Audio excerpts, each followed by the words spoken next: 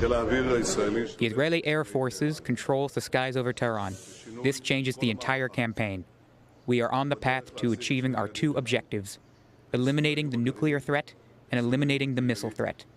When we control the skies over Tehran, we strike those targets, regime targets, unlike the criminal Iranian regime that targets our civilians. Israeli Prime Minister Netanyahu speaking at an airbase this morning. The IDF says it destroyed more than 20 surface-to-surface missiles in an overnight strike. It says a third of the regime's missile launchers have now been dismantled. A long line of cars seen leaving Tehran as the fighting intensifies. You can see that there. And this all comes as Israel looks to cripple the regime's nuclear program, which it calls an existential threat. Israeli President Isaac Herzog joins us from Jerusalem. There is a slight delay, so bear with us. And, sir, thank you so much. Thank you for your time. Prime Minister Netanyahu says that you're close to achieving the two objectives in this mission. Do you need American military support in order to complete those objectives? So thank you, Dana, and thank you, Bill, from Jerusalem. I'm calling you and speaking to you. And I believe that, your viewers and you know that Israel is the closest ally of the United States of America, and America is the closest ally of the State of Israel, and we share joint national security interests on many fields. But the American administration will take its decisions, and Israel will take its decisions. We had no choice. We had a clear and imminent threat on an Iranian nuclear program that has rushed to the bomb. In recent months, broke almost into the bomb by both armament and enrichment. And as President Donald Trump himself reiterated time and again that Iran must not have the bomb and must not have this capability, we saw that whilst they were negotiating, they also were doing undercover operations to get to the bomb. And that is why we took this decision following a historic change of Israeli governments who've taken this decision in the past to make sure that none of our enemies have the bomb. Mr. President, during this war, can Iran go nuclear? Can they fuel a bomb amidst this war on day 4 already? As far as I know, I don't think it's feasible. I think that would be a very dangerous development. We are trying with all our might and capabilities and our heroic fighters and pilots to make sure that they don't get there, but rather that we delay, postpone, undermine their capability of getting to the bomb. We've carried out a massive operation. This operation strengthens the security and well-being of the free world, not only Israel. This operation prevents Iran from being on the doorstep of Europe with a huge nuclear program. And let's understand, we know for 80 years the world has decided and made clear that nukes are the most dangerous of all, and has decided and made clear for decades already that Iran must not have a nuclear capability. And even recently, just a few days ago, the International Atomic Agency in Vienna made clear in a decision of its Board of Governors, a historic, unprecedented decision, that Iran is violating all its agreements with the international community in this respect. That is why we had to take this operation. We did not seek that war. We never want this war. But unfortunately, since October 7th, we've been dealing with an empire of evil, all orchestrated from Tehran. The proxies of Iran have been degraded, mostly thanks to the work of Israel, Hezbollah, Hamas.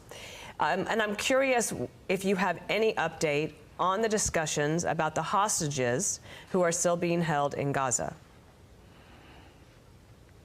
So, we have 53 hostages, and I'm grateful to President Trump and his administration for working tirelessly to get them out of Gaza, including, of course, our people, our negotiating teams. We've accepted all offers of the mediators in the last few months. We said yes, and Hamas said no. So we're operating in Gaza to bring them back home. But the lesson of Gaza is a lesson to the entire free world, which is convening in Canada today at the G7 summit. Let's understand, if you enable such an enemy to raise its had and developed such an infrastructure for decades. Then you wake up one morning and you see that the jihadist ideology of trying to reign over the Middle East, to be its ruler, is moving forward. And what we are doing right now is we are trying to move away and enable other peace forces, other nations in the region, together with Israel, to offer a better hope. I sincerely want our Palestinian neighbors to have a better life. I sincerely want our Arab neighbors to have a better life. But we in Israel are bombarded day in, day out by Iranian missiles, and before that by Houthi Yemenite missiles, and before that with Hezbollah missiles, and before that Hamas missiles. It's all started in Tehran. It's all financed by Tehran. It's all armed by Tehran. And we have to understand this is a clear threat to world stability and Middle East stability. Sir, I don't know what the latest numbers are. The numbers I have is 300 ballistic missiles approximately fired toward Israel, of which many have been intercepted, but others have gotten through and caused casualties on the ground there. Perhaps the Iranians have 1,000 more. Maybe the number's higher. I do not know. But eventually, Iran runs out of ballistic missiles. Israel is not going to occupy the country of Iran. What happens when they reach the end of the line of the ballistic missile threat to Israel? So as Prime Minister Netanyahu said today, our pilots are flying all over Iran. Indeed, these missiles are machines to kill citizens. I mean, they're like spraying Israel with missiles every night in order to harass Israelis. Unfortunately, innocent lives were taken, innocent Israelis killed in their bedrooms, in their shelters, from toddlers to old age. 94-year-old Holocaust survivor today. So we have to understand that this is a war which we are trying to eradicate a threat. They are trying to kill civilians. And all I say is to the world, if you want to de-escalate, get the goddamn nukes out of Tehran's hands and bring a new change, bring a new direction, bring a different direction for the day after. We should think about the day after. And I am confident and I trust the administration, the U.S. administration, for moving forward with plans. But for that, we all have to show unanimity in our cause and objective to make sure that Iran does not have nuclear weapons. President Trump shares that, and he said this yesterday at the White House. Mr. President, can you give us a sense of what you're doing to try to de-escalate the situation between Iran and Israel? Well, I hope there's going to be a deal. I think it's time for a deal, and we'll see what happens. But sometimes they have to fight it out, but we're going to see what happens. I think there's a good chance there'll be a deal. Given the reality on the ground right now and in the air, as you just said, what do you think the chances of a deal are for Iran at this point? Look, it's a psychological and physical and emotional challenge. But we're a very strong and resilient nation, and we've shown immense capabilities. And that is why, at the end, the Iranians will have to understand that they cannot go through terror again. They cannot spread havoc and terror for decades in the Middle East. They cannot radicalize nations. They cannot plant terror cells all over the world. And they cannot go nuclear. And I hope that the Iranian people will wake up, because they are coerced by a terrible regime.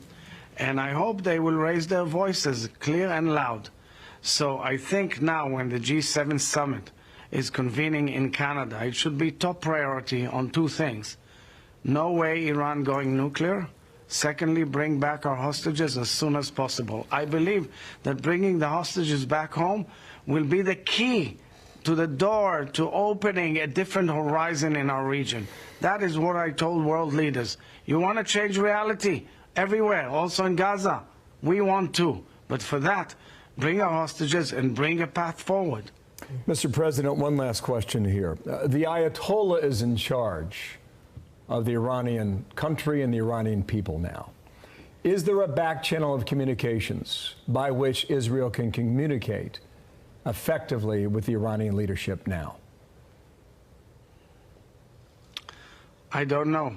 You know, we are dealing with very cruel people who've spread terror. So I don't know if there's any way of a dialogue, but you know that there are countries that are willing to speak to the Iranian leadership on find a way and a path forward.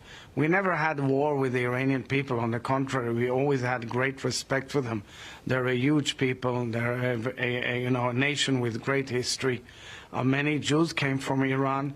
You want to know something which is really inquisitive for me in terms of how I see facts. Yesterday I visited Rishon LeZion, a beautiful city in the heart of Israel which was bombarded by missiles, and I visited a family of 3 generations who were saved by miracle from the missile that totally eradicated their home. They came from Isfahan. They're Jews who came from Isfahan originally, from Iran. So I think, you know, at the end, we should all live in peace in this region. But for that, you have to stop an empire of evil, because that's what they do all day long. They take the people's money and spend it on killing people all over the region. Why would a small, tiny tribe like the Houthis in Yemen, 50,000 people, have ballistic missiles, have cruise missiles? They've been fed up and filled up with ammunition of empires, of big countries. That means that the world has to rise up and say to the Iranians, no more. Sir, thank you for your time. The President of Israel, live in Jerusalem, where the war rages. Thank you both. Thank you. Thank you, Pleasure. sir. I'm Steve Ducey. I'm Brian Kilmeade. And I'm Ainsley Earhart. And click here to subscribe to the Fox News YouTube page to catch our hottest interviews and most compelling analysis.